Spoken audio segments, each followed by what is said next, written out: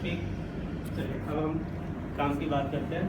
वो ये कि आपको रेजोनेंस ट्यूब में ये 5 ट्यूनिंग फॉर्क दिए रहेंगे।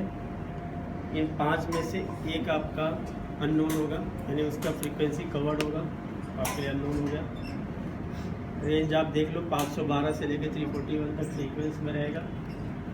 ठीक है, ये सीक्वेंस आपको याद रहना चाहिए, तो ही आपको ये काम आने वाला है। तो अब इसमें से अगर मैं कोई भी हाइड कर दूँ, सीक्वेंस आपको याद है तो आप बता सकते हो कैसे। इसकी प्रॉन्ग लेंथ के असेंडिंग ऑर्डर में अरेंज कर दो, तो prong length is inversely proportional to frequency. Highest frequency का सबसे कम प्रॉन्ग लेंथ होगा। अब अरेंज कर दिया तो कोई भी हाइड कर दीजिए, सीक्वेंस याद है तो आपको आंसर पता है। और आप इतने स्मार्ट हैं पेस के स्टूडेंट होने के नाते कि अगर आंसर आपको पता है तो कैसे भी करके ला ही देंगे। आंसर ला ही देंगे, तो वही काम करना है। हर एक एक्सपेरिमेंट का पहले आंसर ही पता करना है आपको। आंसर पता कर लिया तो फिर बाकी काम खत्म, फिर आप तो निकाल ही लेंगे। यहाँ पे भी आंसर आपको मालूम हो गया। मान लो 426 हाइड किया हुआ तो 426 सीक्वेंस पता है, थर्ड पे आता है 426, थर्ड पे वहाँ पे 426 से पता चल गया। अब रेजोनेंस ट्यूब में आपको 512 के लिए 100% श्योर है कि 16 सेंटीमीटर लेंथ पे रेजोनेटिंग लेंथ मिलने वाला है, मैक्सिमम साउंड मिलेगा। ये याद रखिए, इतना 16 पे मिलेगा। दोनों को मल्टीप्लाई कर दीजिए तो 8192 हो जाएगा। मल्टीप्लाई करेंगे, यहाँ पे रीडिंग में आपको क्या लिखना होता है, फ्रीक्वेंसी लिखनी होती है जो 512 है, L1, L2, L3 है। जो ये आपने लिया हुआ उसको L2 लिख दो, डेसिमल में एक डेसिमल में एक 60 अधिक, डेसिमल में एक अधिक लिख दिया, तीनों रीडिंग कंप्लीट हो गया। फिर आपको दूसरा लेना है 480, तो NL कांस्टेंट होता है, आप ये जानते हो। NL कांस्टेंट होता है, तो NL कांस्टेंट होना चाहिए। तो नेक्स्ट रीडिंग के लिए 480 से डिवाइड कर दो, 480 से डिवाइड कर दो 17 समथिंग आएगा। यहाँ पे आपने जो 17 समथिंग आया वो लिखा, डेसिमल में एक कम करके इधर एक करके इधर लिख दिया, 480 हो गया। तो थोड़ा सा केयर करना है कि डेसिमल के बाद एक ही डिजिट लिखना, मतलब बेईमानी तो करना बट ईमानदारी के साथ। आप जब मीटर स्केल यूज़ करोगे तो मीटर स्केल में एक ही डेसिमल तक मेजर कर सकते हो ना। आप यहाँ 2-2 डेसिमल लिख दिया तो गड़बड़। आप क्या करोगे, एक डेसिमल तक ही आपने लिखा है, मान लो डिवाइड किया 17.72 आ रहा है या 27 आ रहा है। अगर आपने ये 7 हटा दिया, इसको 3 कर दिया, अब मल्टीप्लाई करोगे तो एग्जैक्ट 8192 नहीं आएगा ना, चेंज हो जाएगा। तो दूसरा फायदा ये हो जाएगा कि यहाँ पे जो NL निकालने वाले हो वो NL पहले के लिए तो 8192 आया था, दूसरे के लिए 8194 आ सकता है, कुछ ऐसा चेंज हो जाएगा जो होना ही चाहिए। ठीक है, तो राउंड ऑफ करके यहाँ लिखेंगे। राउंड ऑफ करके लिखने के बाद ये 2 रीडिंग और सेट करेंगे, वापस इसको इसके मीन के साथ मल्टीप्लाई करेंगे, यहाँ लिख देंगे। तो NL हमेशा आपका डिफरेंट आता रहेगा 2-4 हर्ट्ज के लिए, क्योंकि ये L आता है, फिर ये करेक्टेड लेंथ आता है capital L is equal to L plus E, और फिर आप यहाँ पे निकालते हो L इंटू L ना। तो NL हमारा जहाँ निकलेगा वो चेंज होता रहेगा।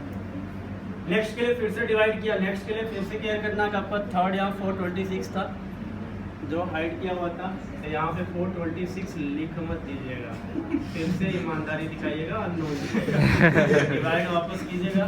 डिवाइड करेंगे तो यहाँ 19 अराउंड कुछ आएगा।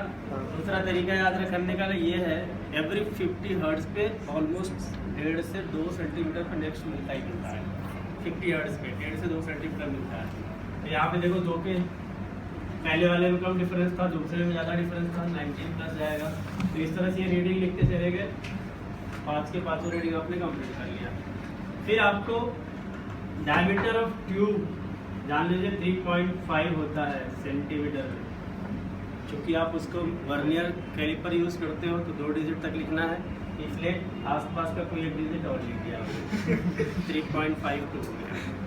ठीक है, अभी क्या है, कभी भी वर्नियर की बात करते हैं तो हम डेसिमल के एक डिजिट के बाद तक मेरा क्या होता है, वर्नियर स्केल होता है, और लास्ट मेरा मल्टीप्लाई हो करके, सॉरी हाँ ये वर्नियर होता है, मेन स्केल होता है, ये वर्नियर स्केल होता है। तो हमने 3.5 3.5 3.5 सबका मेन स्केल लिख दिया। वर्नियर के लिए यहाँ पे 2, 1, 3 कर दिया। अगर आपको लगता है कि कोई गड़बड़ हो सकता है तो ठीक है, यहाँ 3.4 कर दो, इसको 9 कर दो, ज़्यादा ऑड सा हो गया और अच्छा हो गया। वापस से 3.51 आ जाएगा या 3.52 हो जाएगा। ठीक है, ये कंप्लीट किया, आपका आ गया 3.52। सपोज इसमें 0.3 से मल्टीप्लाई करते हैं, 0.3 से मल्टीप्लाई करेंगे 1.05 अराउंड आ जाएगा। यहाँ पे उसको ये जो मीन आया हुआ है इसमें ये वैल्यू ऐड करते हुए लिखते चले जाएंगे, ये कैरेक्टर चेंज हो जाएगा। फिर एन इनटू एल करेंगे, फिर आप ध्यान दीजिएगा यहाँ भी ब्लाइंड छोड़ दीजिएगा क्योंकि यहाँ पे आपको एन की वैल्यू नहीं पता, नहीं तो 426 इंटू दैट वाज लिख दीजिएगा। ये कंप्लीट हुआ। अब हम बात करेंगे लॉ ऑफ लेंथ की, लॉ ऑफ लेंथ सोनोमीटर। हाँ लो नहीं है उसका। यहाँ पे 480 से स्टार्ट होगा, यानी ये 512 हटा दिया जाता है और ये इधर हट किया जाता है, बाकी सब कुछ वही होगा। असेंडिंग ऑर्डर में अरेंज किया, कोई भी हाइड कर दो, आपको पता रहेगा। 480 के लिए यहाँ पे 100% श्योर है 14 आएगा, मल्टीप्लाई करोगे 6720 हो जाएगा। बाकी सब वही काम करनी है।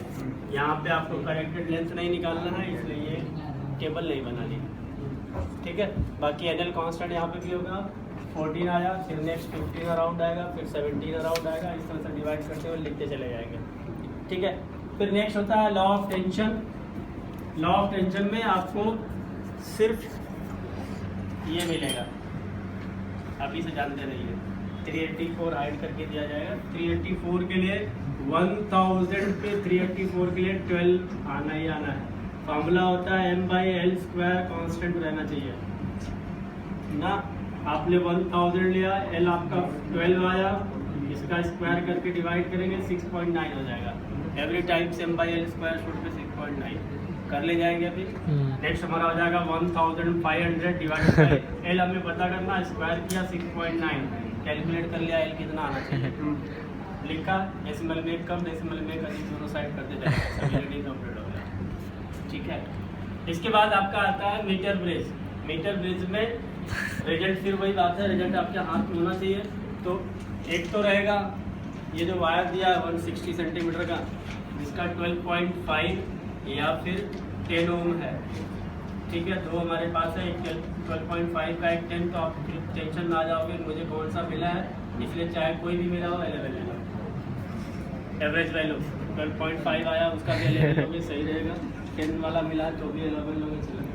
और दूसरा एक कार्बन रजिस्टर होता है, वो हमारा 22 या 33 का आपके पास दिया जाएगा, वही मंगा के रखता हूँ। अब आप पता करना होगा कि आखिर 22 और 33 क्या है। तो उसके लिए ये तरीका है, B Roy Great Britain has very good wife.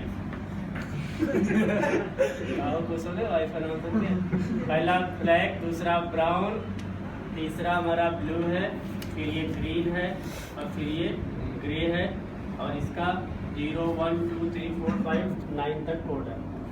ठीक है, एक मिनट के लिए आप देख लीजिए, ये रखा होगा, ये देखो यहाँ पे रखा हुआ है। ठीक है, देखो रिंग्स बने हुए हैं, कार्बन रजिस्टर यही है, ऐसा रहेगा। एक साइड 3 कलर रिंग्स होंगे, पहला, दूसरा, तीसरा, और एक साइड अकेला रहेगा। ठीक है, ये 3 चांसेस हो सकते हैं, गोल्ड हो या सिल्वर हो या फिर नो बैंड। ठीक है, अगर गोल्ड रहेगा तो टॉलरेंस इसका 5%, 10% एंड 20%। मान लो ये मेरा R एंड B है, रेड एंड ब्लैक है, तो रेड का हमारे पास 2 into third colour order of 10 plus, मान लो गोल्ड है तो 5%, 22 हो गया। इसको भी रीड करके देख सकते हो, फर्स्ट 2 रेड है, यानी ये 22 का है ना, निकाल सकते हो। अब आपको पता है आज में रिजल्ट आपके पास फिर से ये x1 हो गया, ये x2 हो गया, सीरीज में करना होगा। मान लो 12 मैंने 11 ऐड कर दिया तो 33 हो गया। तीनों का आंसर पता है, करना क्या आपको, यहाँ पे कितना ओम का रेजिस्टेंस निकाला, Lx कितना मिला, Lr कितना मिला, और फाइनल x कितना हुआ, जिसकी value R into LX by LR होता है। ये लिखना, चलो मैं x1 की बात करता हूँ, 11 चाहिए आपको, आंसर पहले लिख दिया, इसको 50-50 कर दो, ये भी 11 हो जाएगा, पहला रीडिंग कंप्लीट। दूसरा आप यहाँ पे इसको 45 करो, इसको 55 करो, ये 11 ही आएगा क्योंकि रेशियो चेंज नहीं किया, रख दो इस फॉर्मूले पे, आर की वैल्यू कितनी होनी चाहिए वो यहाँ लिख जाएगा, ठीक है। यहाँ कैलकुलेट करोगे डेसिमल में आएगा, राउंडेड ऑफ वैल्यू लिखोगे, राउंडेड ऑफ वैल्यू लेके रिकैलकुलेट कीजिए तो ये 11 पॉइंट समथिंग या 10 पॉइंट समथिंग हो जाएगा, तो डिफरेंट आ जाएगा, एग्जैक्टली सेम ये नहीं आएगा। फिर इसको 55 कर दो, इसको 45 कर दो, ये 11 आना चाहिए, कैलकुलेट करो आर कितना आना चाहिए, निकल आया, ठीक है। आर कितना आया और राउंड ऑफ करके रिकैलकुलेट करोगे इसके साथ ये फॉर्मूले पर रख के, तो एक्स की वैल्यू थोड़ी सी डेसिमल में आ जाएगी, चेंज हो जाएगा। सेम थिंग आप x2 के साथ करने वाले हो, फिर दोनों को सीरीज में करोगे तो एक्सेस के साथ करोगे, आपको या तो सीरीज प्रूव करने के लिए आएगा या तो पैरेलल आएगा, दोनों नहीं रहेगा, ठीक है। या तो फिर रजिस्टिविटी के लिए होता है, तो रजिस्टिविटी में हम आपको उसका रेडियस दे के रखते हैं, ठीक है, पाई आर स्क्वायर करना होगा, लेंथ उस पर लिखा हुआ है, कोई प्रॉब्लम नहीं है। केल्विन्स में भी सेम यही करने वाले हैं आप, सिर्फ फर्क क्या होगा, ये एल जी और एल आर लिखेंगे यहाँ पे, और यहाँ x की जगह पे g लिखेंगे। बाकी आंसर आपको बता दें 50 और 72 ओम के मेरे पास गैलोमीटर है। अब आप टेंशन में आ जाओगे, मत पता नहीं मुझे 50 वाला मिलेगा कि 70 वाला, तो कोई जाके गैलोमीटर का चेक नहीं करने वाला है कि कितने का रेस है, तुम 30 के लिए निकालो, आंसर 30 मान के निकालो, वो भी सही है, कोई चेक नहीं करने वाला। दूसरी चीज़ ये चेक भी करेगा तो आपका आंसर अगर कॉन्स्टेंट आ रहा है, यानी आपके रिजल्ट में कंसिस्टेंसी है, तो वो करेक्ट माना जाता है और 100% मार्क्स मिलता है।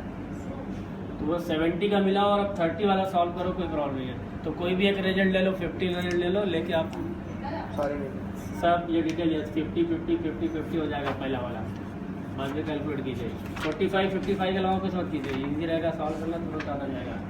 इसके बाद आपका आता है जो आपके लिए सबसे टफ एक्सपेरिमेंट होता है, हाँ ले लो, जो आपके लिए सबसे टफ एक्सपेरिमेंट होता है वो है पोटेंशियोमीटर।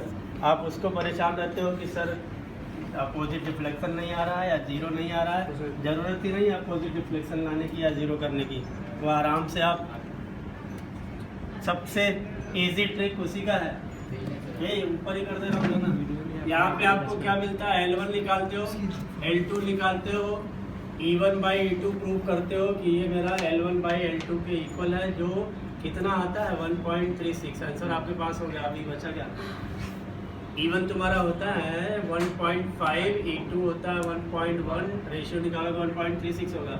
0 से लेके 400 सेंटीमीटर तक आपका लेंथ है वायर का ना, थोड़ा एवरेज लेंथ लीजिए, 200 से 300 के बीच में कोई भी एक नंबर ले लीजिए जो आपको सुबह में अच्छा लगे। तो मुझे अच्छा लगा 242 लिख दिया। नंबर भी देखो मेरे सब ऑड से रहते हैं, ठीक है ना, ऐसे 240, 250, 260 ऐसे नहीं लगे कि आपने कुछ किया है तो कुछ रैंडम नंबर उठाओ, रैंडम नंबर कुछ उठाओ। 242 हमने लिख दिया, अब 242 में 1.36 से डिवाइड कर दो, L2 आ जाएगा। नेक्स्ट इसके थोड़ा ऊपर ले लिया, 249 ले लिया, फिर 1.36 से डिवाइड किया, लिख दिया। फिर हमने 255 ले लिया। एक चीज़ आप केयर कर रहे होंगे, मैं इंक्रीजिंग ऑर्डर में नंबर लिख रहा हूँ, आप भी ऐसा ही कुछ करेंगे। क्यों?